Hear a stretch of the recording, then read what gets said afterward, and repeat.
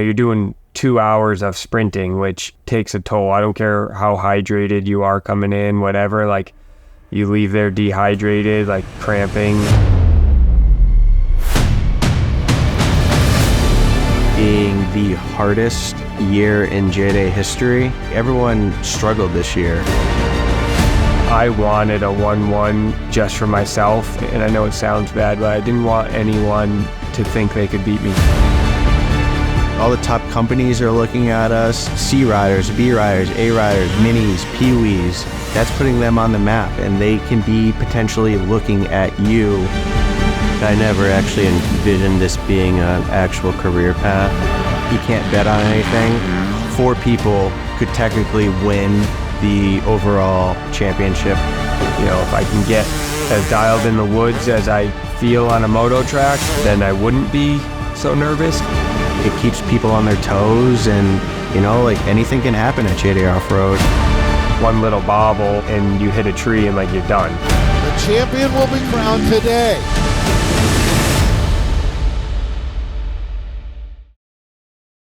J-Day's been a thing in New England for, I don't even know how many years, at least since I've been on big bikes. I remember J-Day being a thing. Johnny and Robbie and Toph and all those guys, I feel like kind of made it a big deal, and there was a lot of like fast woods guys, Ben and everybody coming out of it, so there was a lot of like hype with J-Day. I never thought I would be in the woods. I was always obviously doing like the NESC moto thing, but I think my first J-Day that I raced at Southwick was, I want to say 2014 or 15, but I got smoked. It was a whole nother experience. And then last year in 22, started playing around with some of the J-Days and had a lot of fun. So made a little swing at the off-road world, and I got injured at a GNCC, had surgery on my thumb, so I came in a little unprepared. Was kind of 2 months off the bike before the season. I wasn't even gonna race the season opener. I'm glad I did. Made it through those first rounds. Every track that suited my style, like 207 and those tracks where like they had moto tracks, ended up being mud races, even the first round here at Southwick. So all those tracks that I normally would do really good at, I had to like deal with a whole nother, like trying to figure out woods in the mud. If I can get as dialed in the woods as I feel on a moto track, then I wouldn't be so nervous, but I struggle with having confidence if there's a big puddle, just hitting the thing wide open in the woods, because I think of like the worst thing ever in the bottom of the puddle. So those rounds that I feel like would have been first places were thirds, fourths, fifths. And then the disqualification, I did that 125 Pro Moto. The way the track was in the morning, there was a section, it went like through like 2 little riverbeds and then like a muddy uphill, and it got too gnarly, I guess, during like the super minis and C class, and then they cut it out for the 125 Pro Moto. They bannered it off and sent us around it. So I was leading the 125, and then my bike started running funny, so I was just cruising around, gonna pull off. Not thinking at all. I was like, people already went through it, didn't think twice about it. Went under the banner, rode through the section just to see whatever, like what it looked like, because obviously when I walked it, that's where I walked, so I wanted to see how bad it was. And then it turned into the Caselli section, the pro-only section, so I technically pre-rode that section. So for the Pro Moto, whatever, I didn't think anything of it, raced, got off, and then turned into getting disqualified before second moto because I pre-rode a section of track. Easy mistake on my part. Some people might not think so, but honestly, I didn't gain an advantage or anything by doing it. Like, I wouldn't have done it if I knew I was doing anything wrong, because it gave away essentially a win for me. So I was fired up about the DQ, went to Crow Hill 2, and ended up leading every lap. I won both motos by over 45 seconds. And I know it sounds bad, but I didn't want anyone to think they could beat me. Would have been nice to go in there with a 1 from Jolly, but it is what it is, so. After all the races that we experienced with all the rain and how gnarly all the tracks were, and it being the hardest year in J-Day history, I mean, it's not just my series, it's like the GNCC series. Like, everyone struggled this year when it came to weather and putting on races, and all the racers got hammered, their bikes got hammered, their banks got hammered, my bank got hammered. So, I mean, to come down to the last race for the overall championship, that just, it's consistency, it's true determination from all the riders, and it's like we haven't seen that in a while. And our first experience at Southwick this season, there was basically 8 inches of rain during race day for our season opener. So I'm hoping that the season finale is going to be a lot different. You can't bet on anything. I mean, it's been 70s all week, and that's rare for a late October week. So 4 people could technically win the overall Grand JDA Off-Road Championship of 2023. We'll know once the checkered is waved from Moto 2 who we're going to crown the 2023 champions.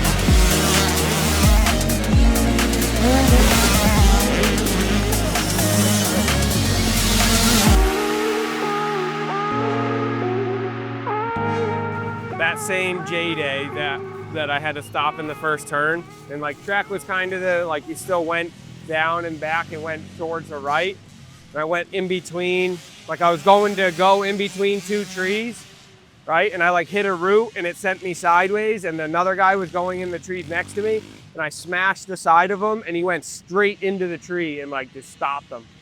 And I was like, so I went, stopped in the first turn, and then a minute later, about killed a guy into a tree, and I'm like, what am I doing out here? There's this straightaway, and there's one on that backside that like you actually have to go in between trees. You know what I mean? But just take your time through it. You don't have to go super fast in here. Like, you guys will be fine on the track, so if you can just keep up in here, you'll be able to make passes on the track. So it won't be that hard for you.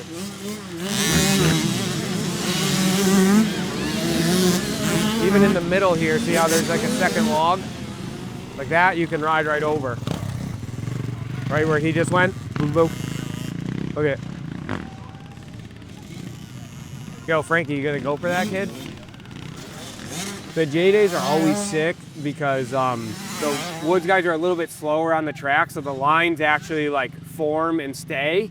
Where like at a moto race, everybody just grabs handfuls and it like the lines push out pretty easy. So by the time we go out there, it's like there's like 3 or 4 like good ruts in every turn. So it's honestly like this is one of the funnest like times to ride the moto track, I think. It's not supposed to rain super hard. I wish it didn't rain. That would be nice, but most like moto places, I'll actually race the 125, and then like some of the real woodsy ones where you run into lappers real quick and stuff, I'll do like 3 laps in it and then pull off, just to kind of get the arms loosened up a little bit. Especially here, like you get to the point where you cramp up a little bit at the end, and like it don't matter how hydrated you are, what kind of shape you're in, like it's 2 hours of racing.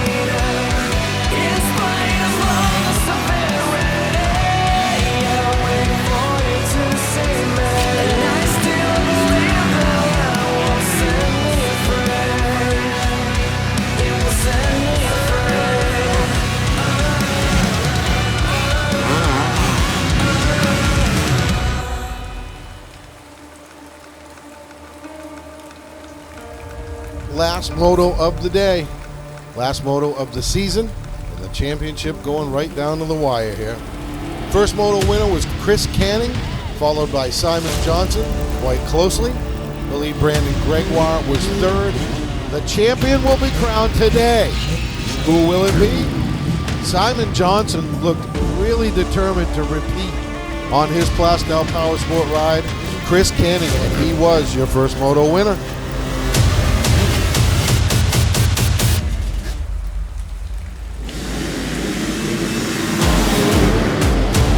There's Canning on the red gas. He is your leader.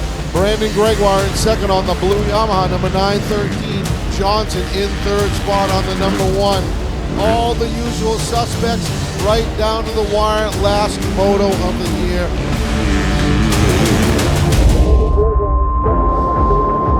And Jimmy Dakota's on a blue crew Yamaha, headed for the Caselli section. Gregoire takes the goggles off. That could cost him. 1 lap left to go in the season. Canning is starting to move away. Brandon Gregoire, he's not giving up. Number 376 out of Coventry, Connecticut. The first-time champion of the J-Day Off-Road Professional Series. Chris Canning, there he is. I was pumped. Wrapping up at any championship is always good, and this year was a crazy year for me, so I was super excited to wrap that up. And then of course it came down to the last race. I won the first moto, but if I DNF'd that second moto, like, I would have lost the championship. So it did feel good to finish with a 1-1. My whole career's been chasing outdoors and trying to get an outdoor ride. Lived in my van for years. I traveled around the country with I remember being in California with $6 in my bank account, like waiting for an MX Sport check to come in before I can get to the next race. And then obviously making the switch to this, like, the goal didn't change, just the scenery did. So it all came full circle. Beta offered me a deal for next year for the J-Day series, but they're also gonna give me a bike and pit me under the tent at those outdoor nationals that we do decide to do. In a roundabout way, I did end up getting like an outdoor ride from off-road racing. So, like, as crazy as it is, like, this sport is just weird like that, where somehow it just ended up working out. I think that J-Day Off-Road has already like had that platform where they produce national champions. You got Ben and Josh, and even some of their amateur guys. Mansfield just won YXC1. If you look at the top of the GNCC world, they all came from J-Day. So for me to get a factory ride, I'm super fortunate and pumped on it, but I don't think it's unheard of for this series to produce factories looking at it and making a push from these guys to do both, you know, J-Day and stuff like GNCC.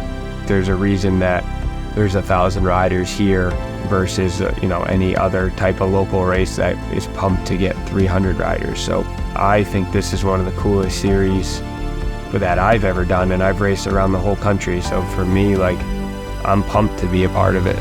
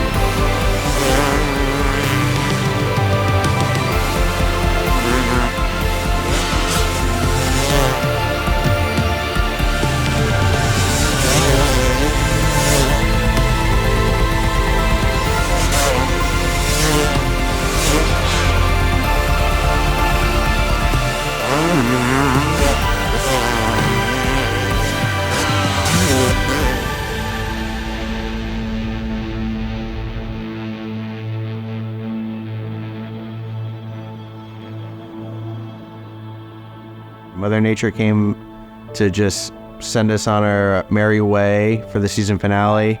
and it was 78 at the end of October on Saturday. And then race day comes Sunday, clouds come in, it's 55 degrees, and I'd say 10 o'clock in the morning, Mother Nature opens up the clouds and starts downpouring. I mean, you can't have a J-Day this year without some rain. I mean, the racers are experienced in rain from the season, so I mean, I wouldn't think it'd affect them that much, but just my overall attitude and everything, it just sucks, you know. But you got to deal with whatever is put on your plate, and you got to overcome it. We still had a great turnout. We had record turnouts for overnight camping, which is amazing. And we even had open practice on Saturday, which is a new thing. We had a lot of people that have never raced J-Day off-road come race the season finale, which is awesome. But the lines were challenging for our registration crew, but they handled it the best they could. I mean, they're the absolute A-team. Like, my whole team that I work with is the A-team. Like, I couldn't imagine working with anyone else besides them. They make things happen, and that's the team I need behind me to make the whole series successful. I'm Joey Mods Sylvester. I've been with JD Off-Road for 10 years, and I am second in command. So yeah, in the early days, you know, in the first couple of years, I never actually envisioned this being an actual career path. I've built almost 200 JD Off-Road tracks. Before that, I was a racer. Our crew, we've known each other since we were in minis, all the way up to like, we were racing the AA class at JD, which I did for like 3 or 4 years. Wasn't as sick as like Kylie Canning or, you know, any of these guys, but we tried, you know. But I feel like that gave us a good understanding of like what I liked as a racer and what I didn't like. Over the years, the tracks are getting wider, we're making more lines, and like we put a lot of thought in how the track is laid out for passing and also like EMT access, spectator access, all that stuff. You know, Mark, B-Day, Ethan, like during the week, we're like work friends, but we're like all like best, you know, we're best friends. We're gone a lot, you know. We all have girls at home. We like to, you know, have a regular life. So it's like when we're out grinding, it is difficult living in a camper. Yeah, although it's fun, you know, it's tough because we really give it all we got. You know, we want it to be good. We care about the community. We care about the racers. We want to give them their moment. They're up there spraying champagne. We're taking pictures. They're getting noticed. And by doing that, it's getting around, and like all the top companies are looking at us by showcasing the C riders, B riders, A riders, minis, peewees. That's putting them on the map, and they can be potentially looking at you. Great job to all pro racers and all the other racers in every other class. It definitely takes determination and talent and true grit to follow the series for 15 rounds, especially after this year with all this rain and sticking with it. But you guys did it, and I give you guys a huge round of applause, and thank you very much for choosing JD Off-Road. And we're gonna do big things, and we're gonna do big things together.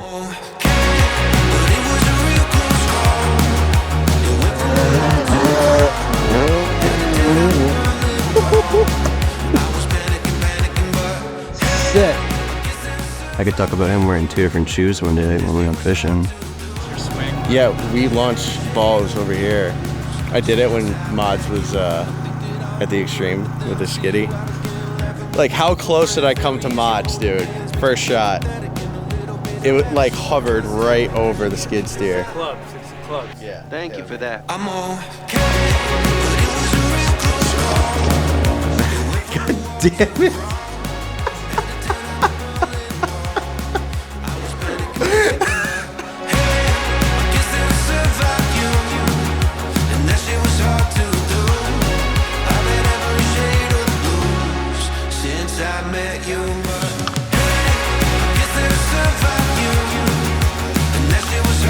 Yeah, the water doesn't like the cameras either. So as everyone knows, This is JJ's last race as an announcer. He's put his blood, sweat, and tears into this series. Yeah, I didn't want to believe it either, but everyone can say, like, you're an amazing guy, you do amazing work, and just a huge thank you from everyone around. And so we have a nice signed check for you with no money, and a champagne bottle with your beautiful face on it. But we just wanted to show your appreciation and thank you very much. We love you, man.